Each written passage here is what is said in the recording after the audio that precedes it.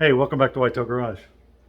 This episode, we're going to work on brakes. I want to get the brakes in on all four corners.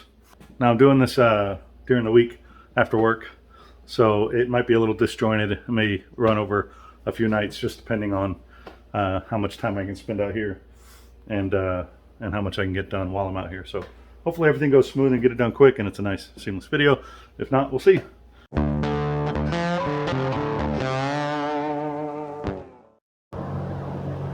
All right, first steps are going to be to go get the parts we need.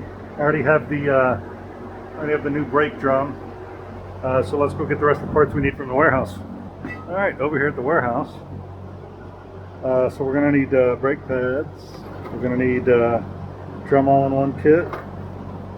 So I believe it's that guy. I'll have to double check the sides. I think they are side specific.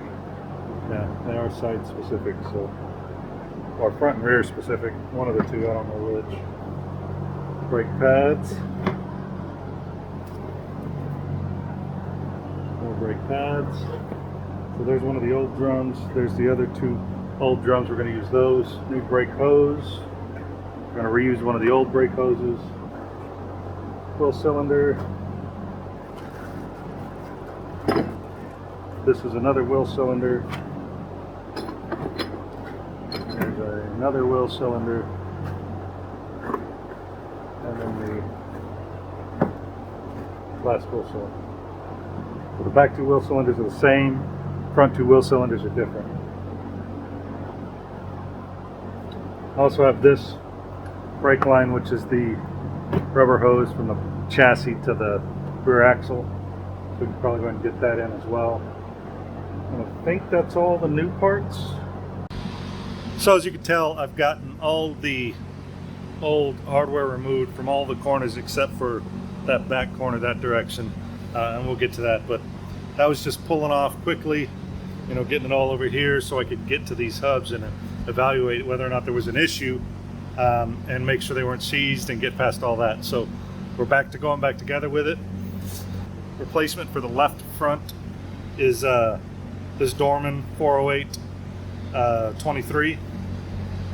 That takes care of the wheel cylinder. Then the self-adjuster kit for the front is a 2516 for the front left side. I think both left sides are the same, is the difference there. So this isn't a replacement hose, but the Dorman replacement for this I have on the other side, and it's an H49757 for either front. They're a little particular because they have this goofy end on them. So this one looks to be in decent shape. It's fairly new, still nice and flexible. So I'm going to keep it on this side, but the other side was what you'd expect, all cracking and ugly. So I got that replacement. Then the rest of the brake hardware kit for both front is the HW7047. Oh, replacement shoes for the front. I'm using a Raybestos 243 PG for the front. That set has both fronts in it. So I'm going to put you on time lapse and we'll just dive into this and see if we can get it all done.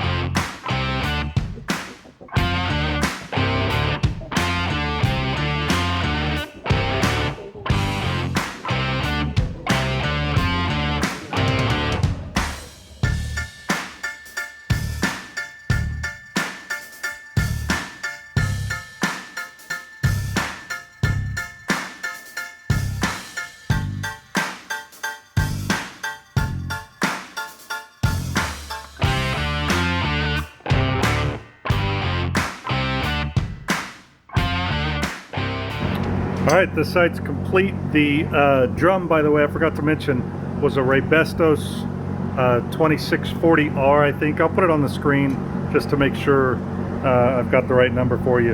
But this is the convertible 6-cylinder front drum. It's the wider drum. Remember, the backs are skinnier than the fronts on these, so they're not the same on all 4 corners. All right, on to the passenger side front. Main difference, the self-adjuster kit is a 2517 because it's the same for the front and rear. The spring kits are the same on the front, so I'm using the remainder of that spring kit. Got the new hose. Again, I'll put that Dorman number on the screen. And then this was a warehouse deal for the other front, which I'll put the number on the screen unless it shows up right here. I don't think it's going to because it's all worn out. 46824 or something, I don't know. Oh wait, here we go.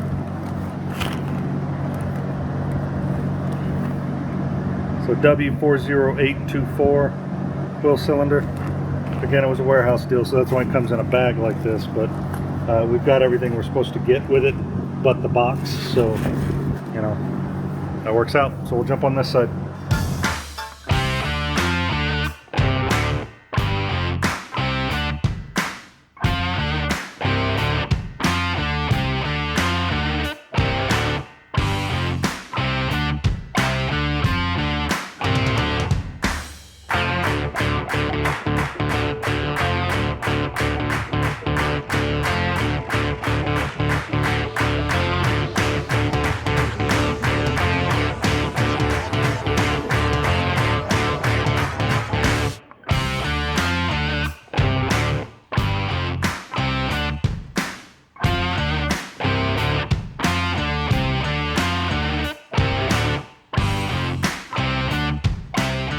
All right, that's passenger side front done.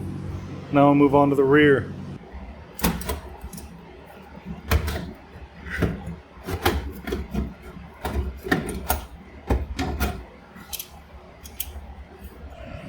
Oh yeah, it is. There we go. So pushing it all the way in allowed you to take the ball out of that.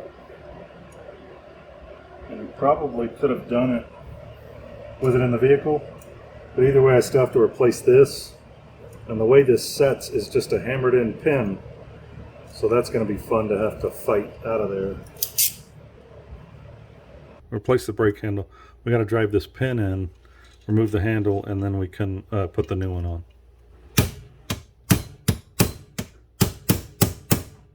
With this pushed pin pushed all the way into the cylinder, into the end of the cylinder, then you can slide this guy off, and then the pin just falls right out the end.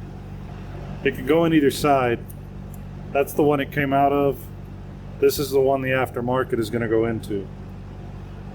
The reason I say that is as you look at the replacement, here's the one I did have. Here's the replacement. You look at them from this angle, you could see the stock one had that hole there, and then the aftermarket one has that hole there.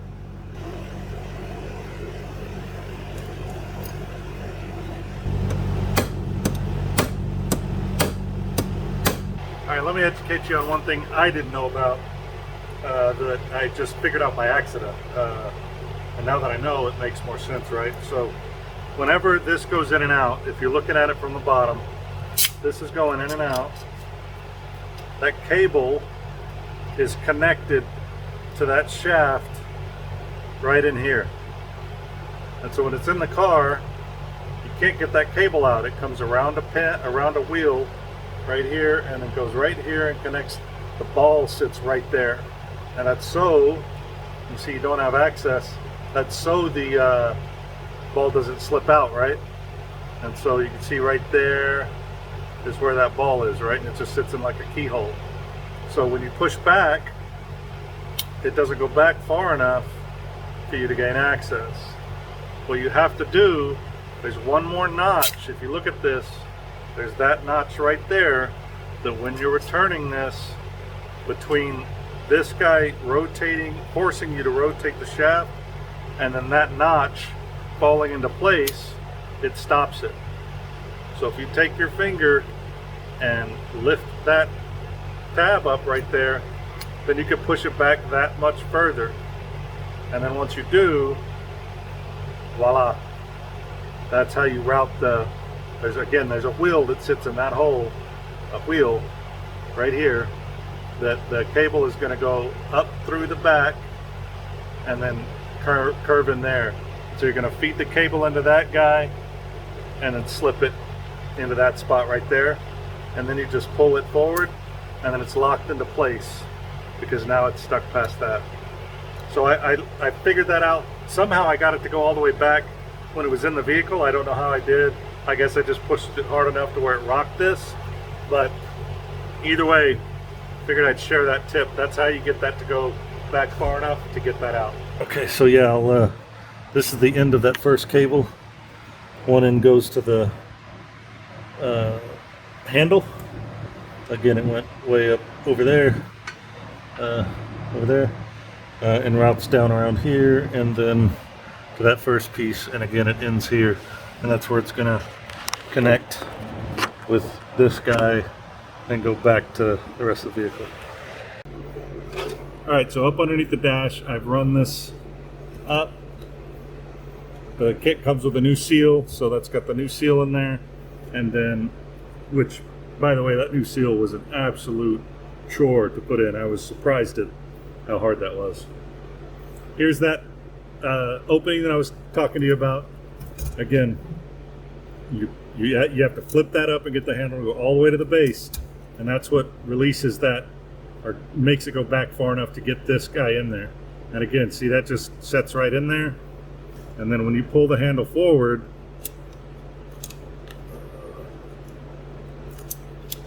yeah, see, now it's in there, and now the handle won't go back any further. So even when I spin it, the handle doesn't go back, or I say that, oh, I've got it upside down.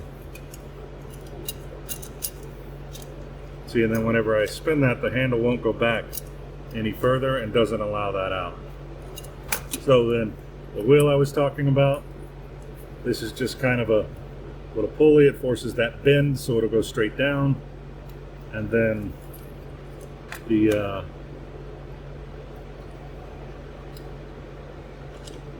pin in one side,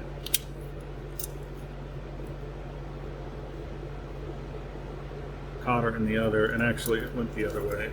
I don't know that it matters, but I'm gonna put it back the way I found it. So that way, cotter, boom, right there. So now this is ready to go back in. Okay, parking brake is in. Got all the new hardware. There's the new spring going over the exhaust to the new bracket. That's the cable that comes from the front. Then this guy splits it, and this is where you make the adjustment. Now that's where they come out the back. New hardware right there, and then down to the brakes. Alright, so I finally just got this brake line in. If I can get it to focus. There we go, that guy runs up to there. And of course, you know, the fittings were seized, so I had to fight that forever. But got the new new oil cylinder in, and got, you know, this guy connected, new hose replaced, because the old hose, you know, previous owner or somebody cut it. I mean, maybe it broke, but it looks like it's cut. So had to fix that. It was a chore, but it's done, so now I can move back onto the brakes. Oh, and that hose is a Dorman part number H36529. That was one of those Amazon warehouse deals I got. Again, just somebody ordered it and it was the wrong hose for them, but it was the right hose for me. And then rear cylinder on the wheel cylinder on this side. I think both are the same on the rear. I don't remember. The other one's over there. but 49331. Then the self-adjuster kit, 2516. Then the brake kit for both rears is a 7048. And then the brake pads, Rebestos 244 PG. So that's all that's going on this side.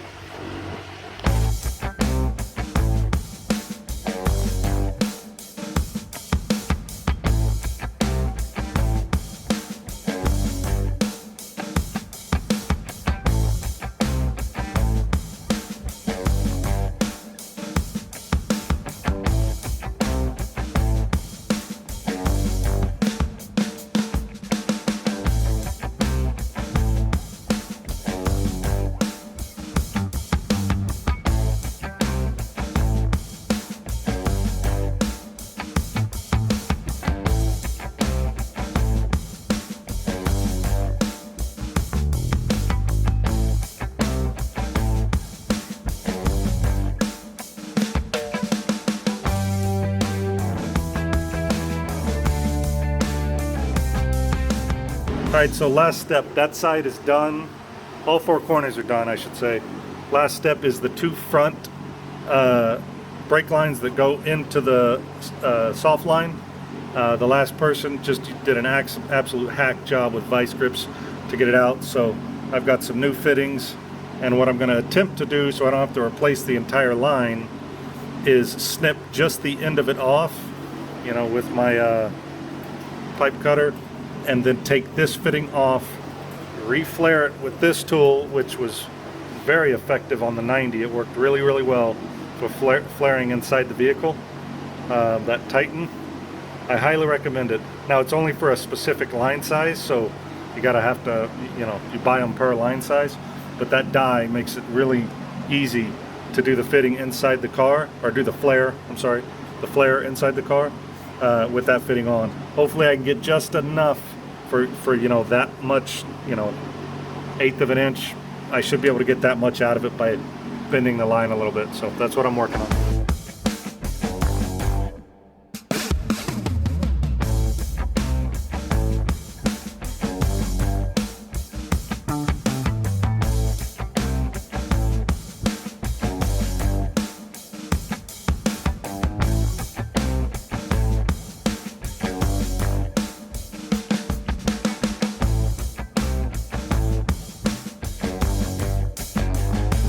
Alright, got them both done.